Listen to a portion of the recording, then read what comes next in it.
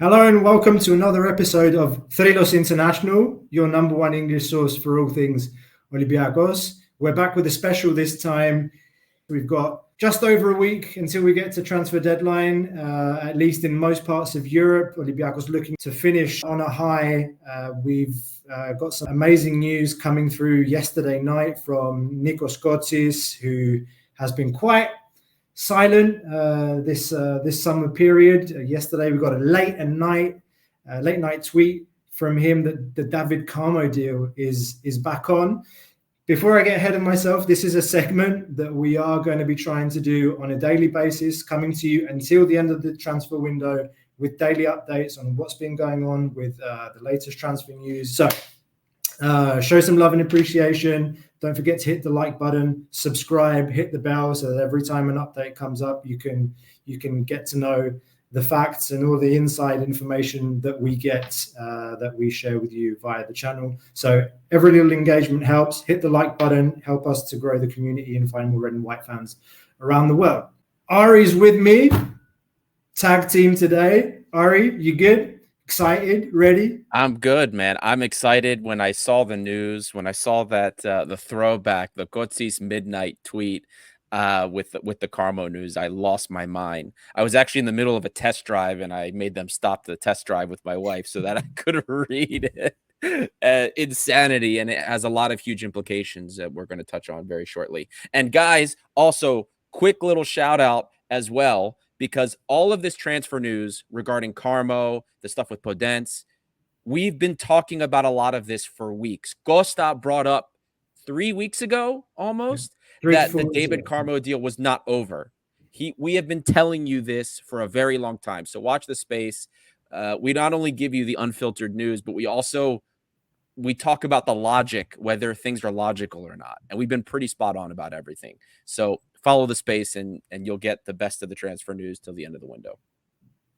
All right. So what have we heard about the David Carmo news? The news is that there's a breakthrough, it seems, in the negotiations. Everyone seems very, very confident that the deal is going to go through, despite reactive tweets, posts, and articles coming out of Portugal, even late last night at 1 o'clock in the morning, Central European time, from Ojogo, Abola, that the deal isn't done.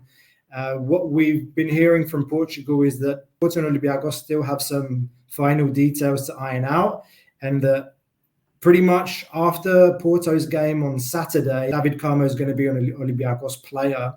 And there was, of course, news weeks and weeks ago that there was a deal and that David Carmo himself said no, that he wanted to give it everything at Porto during preseason and fight for his place in the team. As I said, 3-4 weeks ago, he had chats with the manager. He was given assurances. And we've seen in the first few games of the season, he's been on the bench in the league.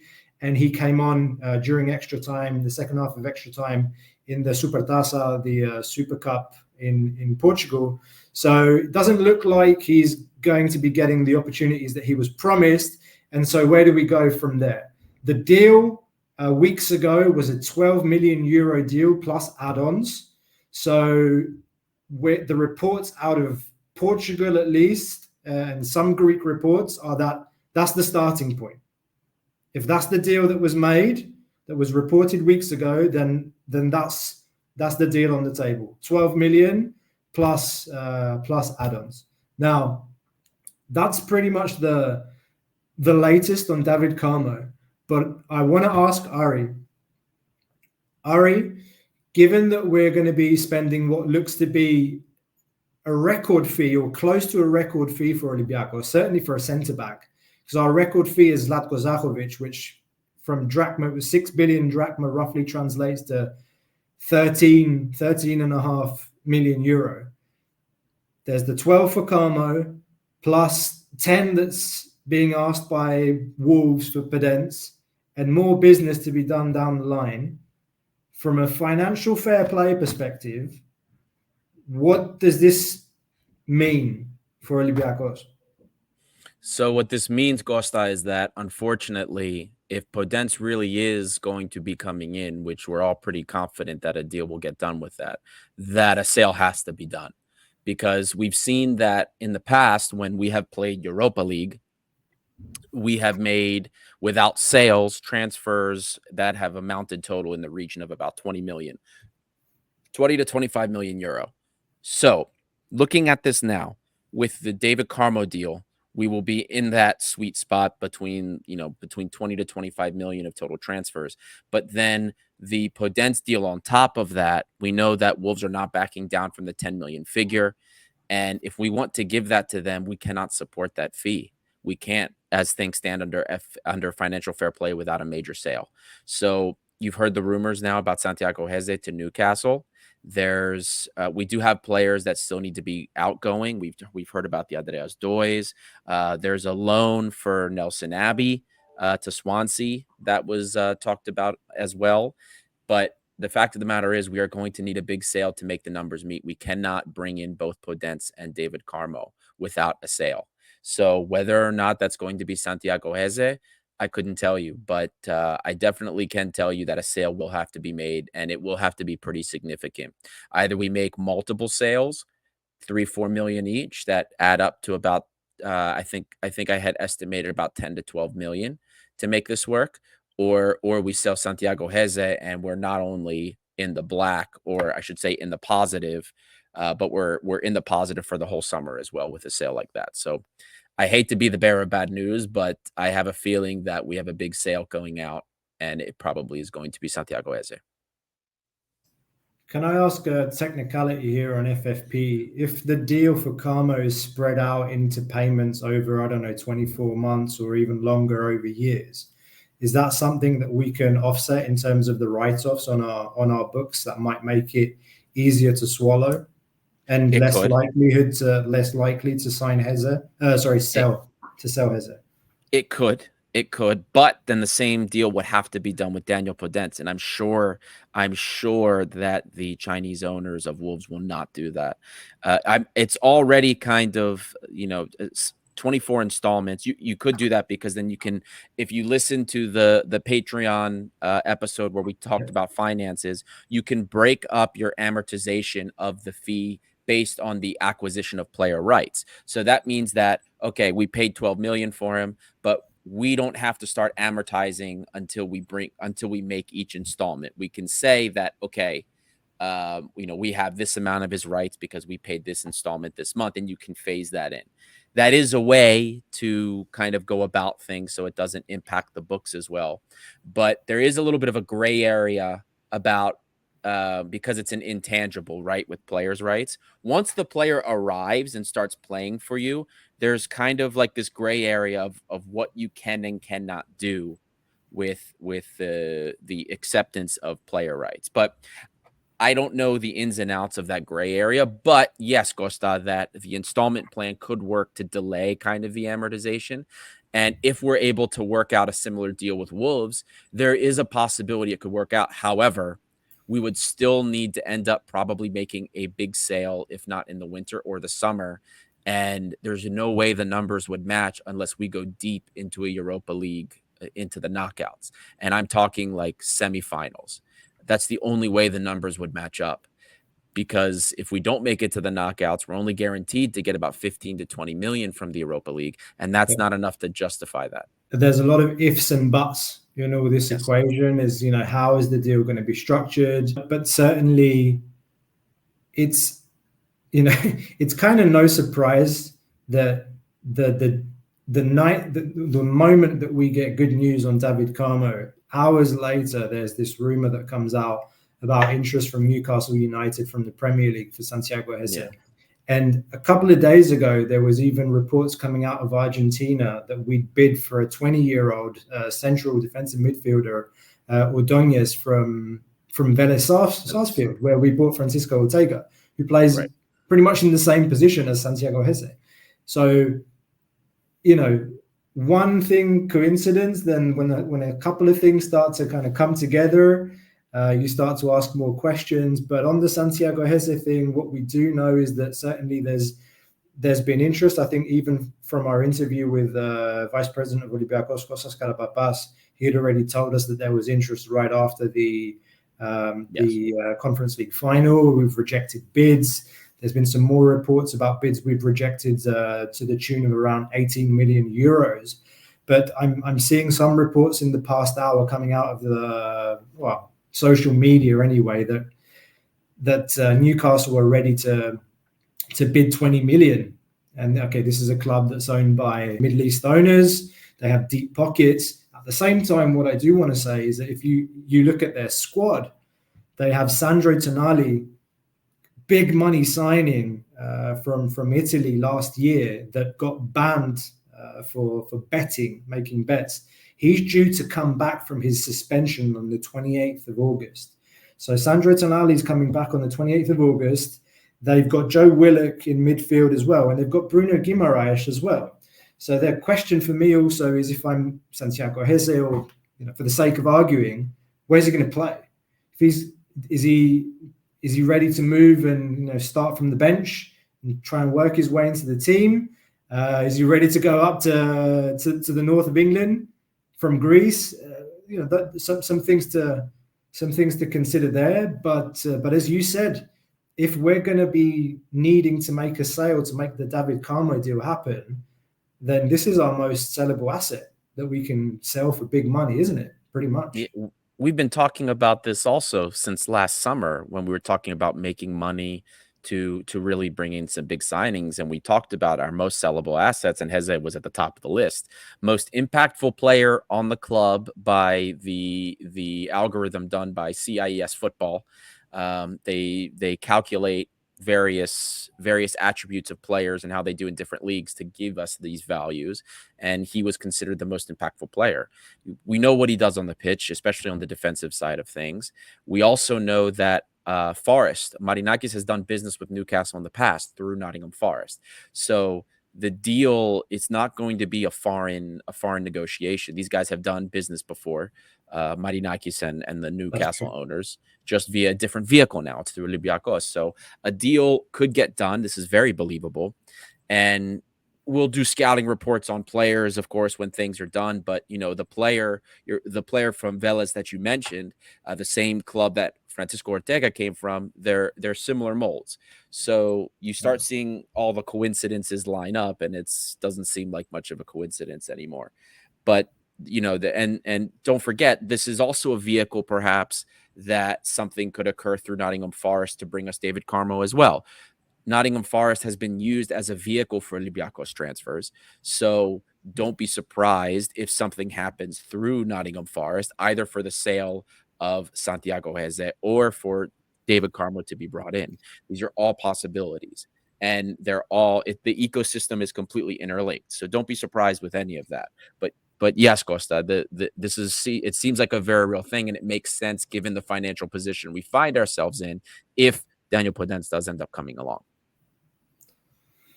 Well, let's see. I mean, I think earlier on in the year, we talked about who we'd like to stay, from the loanees from Portugal in particular. And I think David Carmo was top of my list. And I said it, I think, on the last live that we had, watching the Nottingham Forest game in particular, just his presence and Vicente Borre in the middle too. But David Carmo in particular, the confidence that he gave to Panos Retos and even the goalkeeper, I think it's massive. So to be able to start out not just the Greek campaign, but going into Europe with that back four and the keeper, the same as from the Conference League final, I think that's absolutely massive.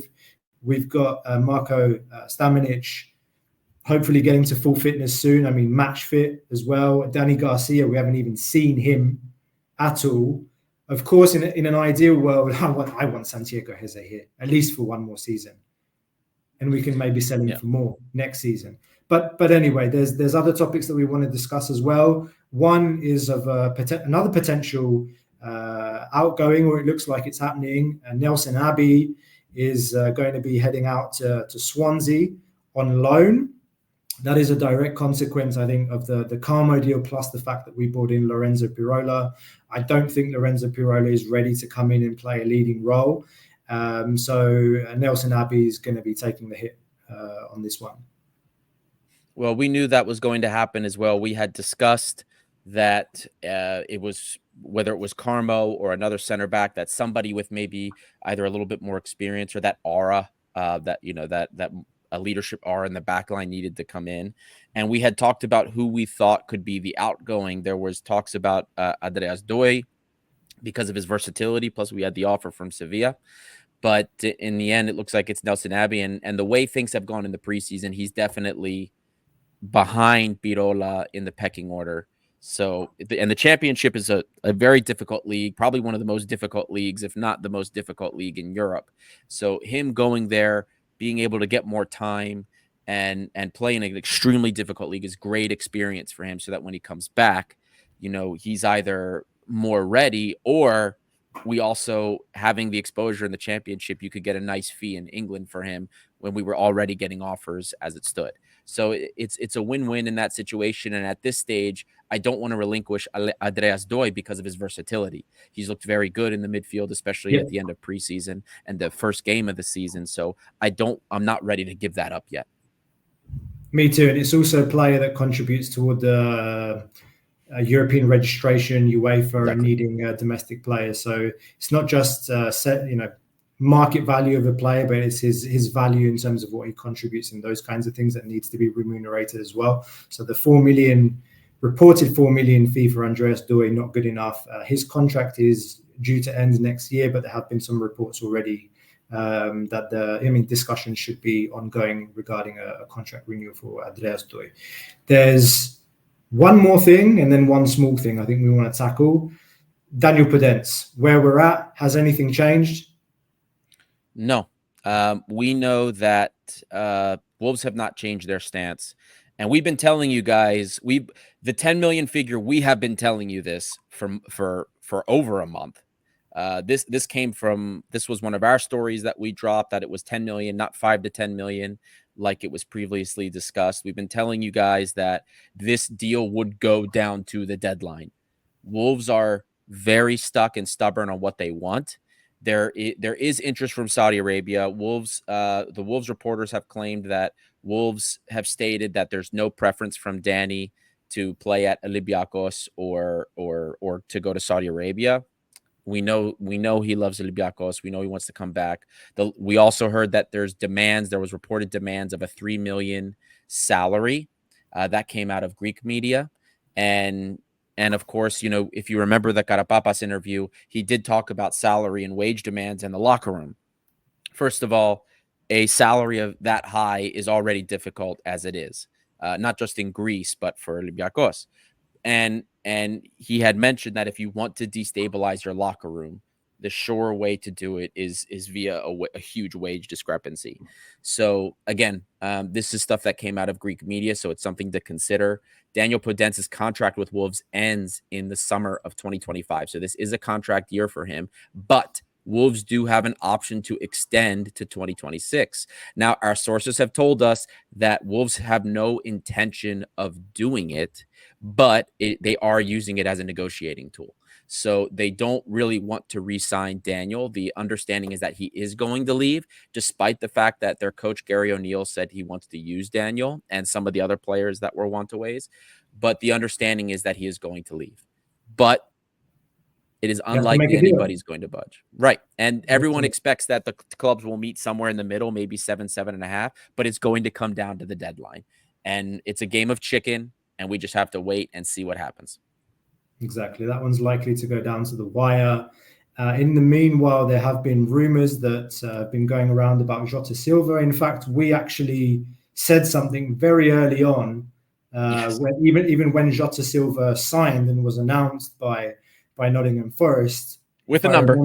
If I remember well, we said that there is a possibility that Jota Silva will be coming to Olympiacos, very much dependent on Nottingham Forest signing another winger. At the time, there were talks about Ramon Sosa from the Paraguayan international. Since then, he has signed for Nottingham Forest. And this is an important point. Jota Silva didn't play for Forest on match day 1. If he plays, then we cannot sign him on loan, because we're talking about a loan deal here. We cannot sign Jota Silva on loan if he plays for Forest. Right. Because he's already played for Vitória Guimarães. If he plays for Forest, then he can't come to us because of UEFA rules that you can't play for more than 2 clubs in one season, or you can't play for a third club in one season in Europe. So that's something to look out for. Nottingham Forest lineups, bench, if Jota Silva gets any time, keep an eye out for that, because I have a feeling that, okay, we all want the Danny situation to go well, and we all want the Santiago Hezze to stay for another year, but be aware of the situation around Jota Silva as well. And Costa, it's no surprise that there's also been more links of Nottingham Forest for wingers. There's 2 names that I saw that popped up for as winger options that they were still considering up to the end of deadline day. And there's the pathway. I would believe at this stage that the pathway for Jota Silva is a second option if the Podence deal doesn't go through, because that I would believe that 100%. There's no, again, once the coincidences start lining up, then it tends to point to a plan of action. And I think that that's going to be the case. So if Podence materializes, I don't expect Jota Silva to be here, and he will be a part of Forest. But don't be surprised if Jota Silva does not see the field again until the saga with Daniel Podence ends. So this is the situation, and it's how the business has been done at the club. We know what our first choice is, but we do have a backup in case it doesn't go through. And last but not least, do we want to address the crazy Kostas Tsimikas rumors? Yeah, let's do it. There's been all over social media, and we've seen it in English social media and in Greek social media, the rumors about Kostas Tsimikas on loan. It's nonsensical. Guys, he makes 4 million a season. The Liverpool would have no reason to give him to us on loan and pay half that wage. They're not very deep at the left back position either. It just doesn't make sense. Tsimikas was playing all preseason for them almost, and they have multiple competitions they're playing in, not including the domestic competitions. His role's the same. His role's the same as it always has been there. And he's been happy. So I don't see why that changes now. If he was unhappy with the role he had, he would have pushed for a move before, and he hasn't done so. And our sources have mentioned nothing about this all summer. And so no, I don't know where the rumor came from, but for me, it's nonsense. I'd love him back. Don't get me wrong, but it doesn't seem remotely possible. Me too. I mean, we talked a little bit about Francisco Ortega on the last live. Let's not get into that now. I think that's all we have time for. That concludes the first daily transfer update from Thrylos International. We'll be back with more news tomorrow. Don't forget to like and subscribe. Show your appreciation to the channel. Ari, last words? Thanks for tuning in. And as always, if players sign, scouting reports will be available. Maybe not for the players we already had last summer, or last season, but if anybody new signs, you can catch those early access on Patreon. And don't forget, if you join the Patreon group, the WhatsApp channel, we do drop information sometimes or all the time before we share it on social media, and sometimes even the stuff that we do not share on social media. So check us out at patreon.com/Thrylos7 International. Perfect. We'll see you again next time.